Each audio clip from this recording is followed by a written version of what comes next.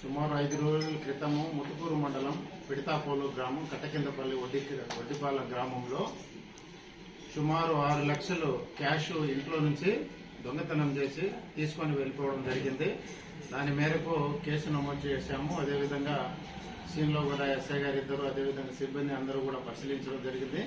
దాంట్లో భాగంగానే ఆ రోజు కేసు నమోదు చేసి ముద్దాయి కోసం వెతుకుతూ ఉంటే ఈరోజు మధ్యాహ్నం సుమారు 2 గంటల ప్రాంతంలో నెల్లూరు వెంకటరమణయ్య అదే గ్రామానికి చెందిన వ్యక్తి అంతకుముందు గతంలో ఆమె దగ్గర వడ్డీకి డబ్బులు తీసుకోవడం జరిగింది.